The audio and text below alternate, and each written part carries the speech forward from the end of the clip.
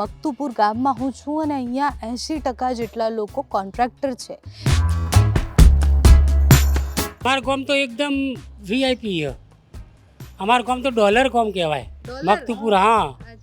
એટલી બધી સગવડ અમારા ગામમાં.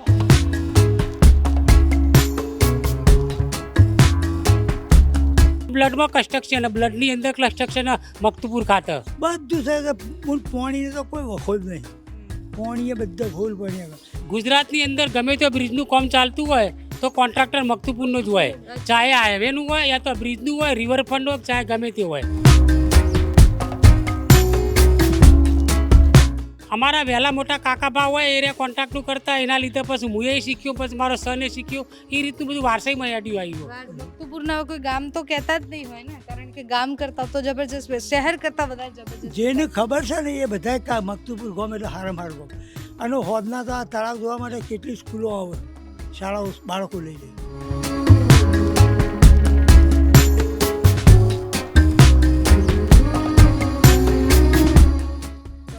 કરોડપતિ હશે ને?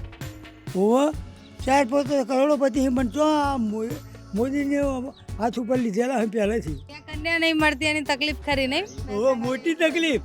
બધા અમારા સમાજવાળા એમ કહે કે મકતુપુરમાં છોડી ન નખાય. બધા એન્જિનિયરો અને છોકરા 2 મહિને 3 મહિને ઘેર આવે અને આપણી છોડી ઘેર હોય છે. એટલે છૂટોય કંઈ ન કમાય તો કેટલું બધું છે અહીંયાના લોકો. જબ્બર અનુકૂળ. અમારું કામ તો બહુ રાખે છે.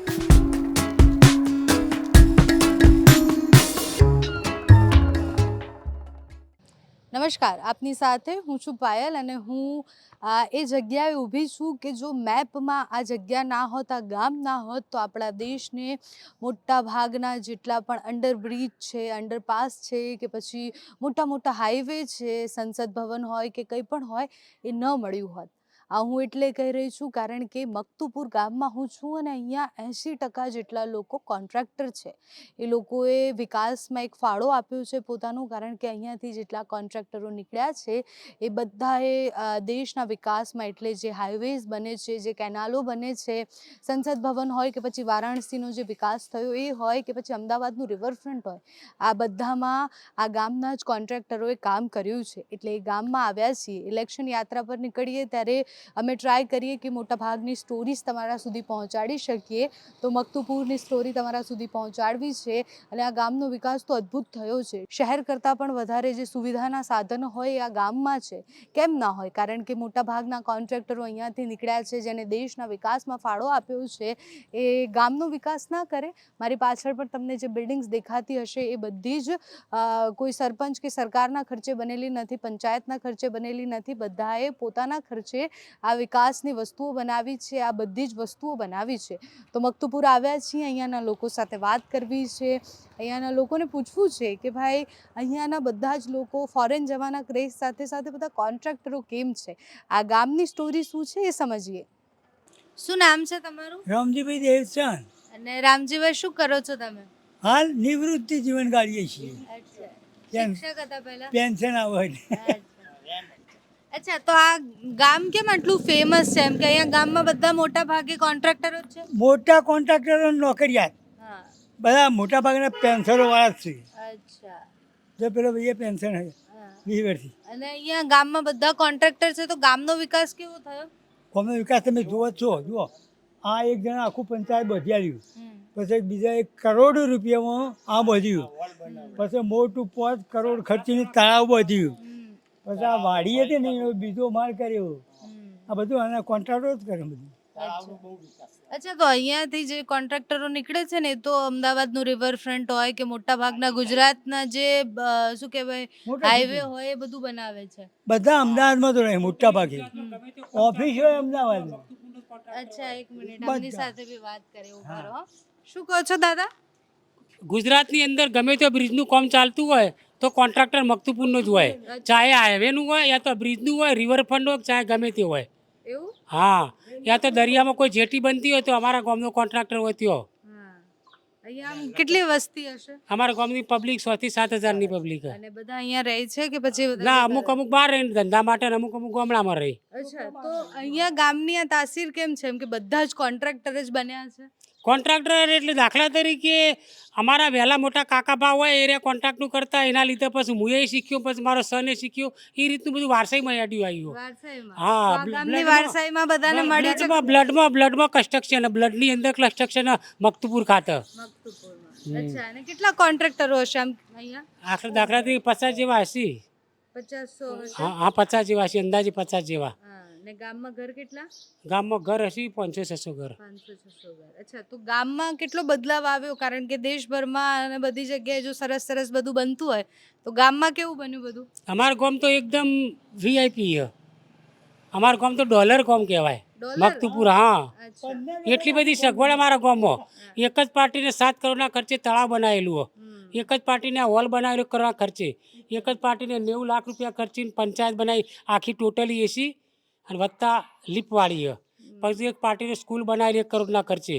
છોકરાઓને ભણવા માટે આપણા રમેશભાઈએ સિનિયર સિટીઝન અમારા રમેશભાઈ ખરા ને આ તળાવ બંધાવ્યું એમાં સિનિયર સિટીઝનોની એ લોકોએ પ્રવાસ કરાયો હતો તો એમાં લગભગ એમની એસઆર કોલેજ એમની જ છે અને 3 કરોડ જેટલો એમને ખર્ચો કર્યો અચ્છા તો બધાએ જે બનાવ્યું છે પોતપોતાના ખર્ચે બનાવ્યું છે હા એ પોતપોતાના 18 કરોડના અરે શું કહેવાય 18 વોલ્વો બસ હતી અને એમનો સિનિયર સિટીઝનનો પ્રવાસ આપણે બંધાયો ને આપણો કાશી વિશ્વનાથ ને એ બધાનો એમ લોકોએ પ્રવાસ કરાયો એક જ કુટુંબના લેવા પાટીદાર બધા જ કડવા પાટીદાર લેવા જ પાટીદાર આખા ગામમાં ફર્સ્ટ એન્જિનિયર બબો કાકો હતા વિજીવ અને બધા એન્જિનિયર છે મોટા ભાગના શિખર જેટલા છોકરા તો અમેરિકા લંડન બહાર જતા રહ્યા નહીં કન્યાઓ મળતી નહીં અચ્છા અહીંયા કન્યા નહીં મળતી એની તકલીફ ખરી નહીં બહુ મોટી તકલીફ બધા અમારા સમાજવાળા એમ કહે કે મકતુપુરમાં છોડી ન નખાય બધા એન્જિનિયરો અને છોકરા 2 મહિને 3 મહિને ઘેર આવે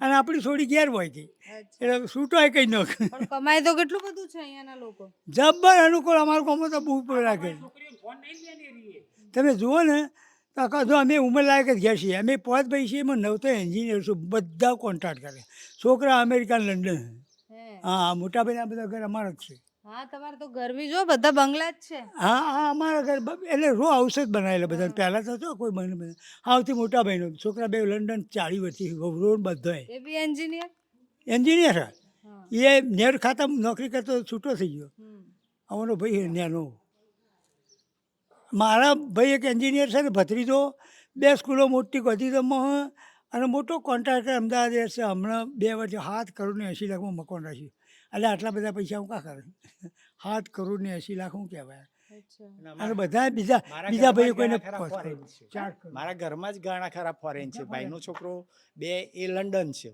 મારો છોકરો હવે આ 14 તારીખે કેનેડા જવાનો બહુ કેનેડા પછી મારી બેન સિસ્ટર નાની સિસ્ટર એ અમેરિકા હાલ અચ્છા જઈ તો અહીંયા બે વસ્તુ છે એક તો બધા જ કોન્ટ્રાક્ટર છે ને બધા મોસ્ટલી ફોરેન જાય ફોરેન છે. જ છે હા એટલે અમે ઓસ્ટ્રેલિયામાં મારા પાસે મોટી બેનનો ભાણો ઓસ્ટ્રેલિયામાં છે એટલે લગભગ બધા ફોરેનમાં અને વેલ સેટ છે બધા હા એટલે ઓલા ભાઈ ક્યાં ગયા અચ્છા જતા રહ્યા અચ્છા દાદા તમારા માટે તો આમ ગર્વની વાત હશે ને કે અહીંયાના ગામના બધા કોન્ટ્રાક્ટરોએ દેશના વિકાસમાં બહુ બધો ફાળો આપ્યો છે વિકાસમાં ફાળો આવ્યો એક વખત પણ આ મોદીએ હાથને હાથ જ બતાવશે મોટા ભાગે હે હા મોદીના હાથ પકડેલો બધાની 4-5 જણી એવું ઓવા મોટો કોને મરી ગયો ડોહો એ બધાએ રૂપિયા જોવું એટલે એક રબારીને પૈસા આલી અને હાલ ખેંચી ગયા ખબર હે? કેન્દ્રમાં બાબુ રબારીને છેક કેન્દ્રમાં લઈ ગયા હા બાબુભાઈ હા એ આ મકતુબનો રબારી આ મરી ગયો ને છોકરો એના મોટા ભાઈને એને પૈસા આલ્યા હતા એ છોકરો બાબુ મારા ફાન ભણાયેલો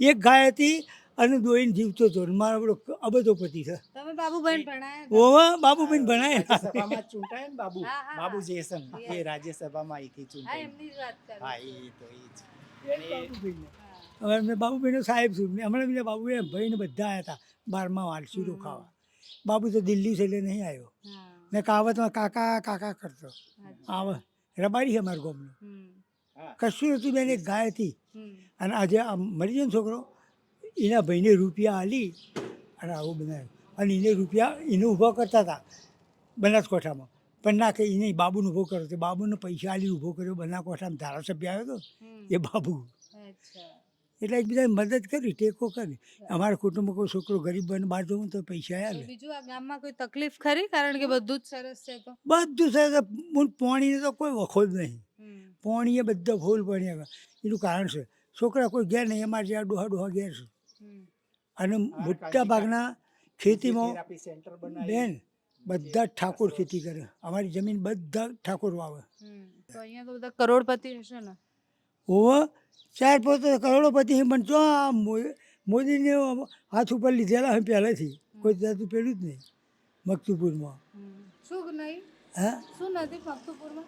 મકતુપુરમાં બધું જ છે, પણ એક માણસો જે રહેવાવાળા છે ને મકતુબ સ્થાનિક એ હોય છે ને બધા બહાર રહી, કોઈ રહેતું નહીં. અચ્છા. અમારા 70 ઘર છે, એમાં હાડી 4 જણ છીએ. આ ઘરમાં હું એકલો હુર્યો હતો અને 50 લાખ રૂપિયા લઈ ગયા મારા ભાઈના, અને 300 તોલા હોનું પડી ગયું. હું ઉઠી ગયો. અચ્છા, ચોરી થાય ને અહીંયા બહુ જ હોવે. વધારે. ચોરી આવા આવેપુર ગોમ ખરું ચોરી થાય ને, પોલીસને બધી ખબર હોય કોણ ચોરી કરે, કોણ લઈ ગયું, પણ બધું મેં હાથમાં. અમારા ભાઈ કે પૈસા દેલા પાછા છે આવવાના, કશું કરવું નહીં. 50 લાખ રૂપિયાની ચોરી થઈ હતી. 50 લાખ રૂપિયા લઈ જાય. પછી અમારો ભત્રીજો અમદાવાદથી આવ્યો ને, મને હું ઘેર હતો કે ભાઈ શું મને ખબર નહીં, મારા ભાઈની જીવ હોય. તે એમ કરો કે તારે ઊંઝાઈને લખાઈ દેજો, કીધું આવશે. 9 વાગે ફોન કર્યો, રાતે 3 વાગે મેં ઉઠ્યા હતા. ફોન કર્યો, આવ્યો. આઈજીપીને ફોન કર્યો, તે આઈજીપી બધાનો કે નંબર આવજો પોલીસનો. મેહોણાની, પાટણની, સિદ્ધપુરની 25 પોલીસ એકી ફાયેલી કગરા 2 હાથ જોડીને. 50 લાખ ન લખાવો, તે માપના લખાવો. મારા ભત્રીજો મોન જ નહીં, 50 નોટો. અમારા કાકો તો પૂછો, એ મકવલ લેવાના છે. 2 નંબરના નહીં પૈસામાં સરકારને કહે ગોધીધામમાં કરોડોમાં ખાડો વેચતા છે, એનો બોના ખર્ચ ન થયેલો. અને હોનું રહ્યું 3% ટેક્સ ભરેલું હતું હશે. કોઈ નંબર આ ઘર કોઈ નંબર 2 નંબરનું કરતું નહીં.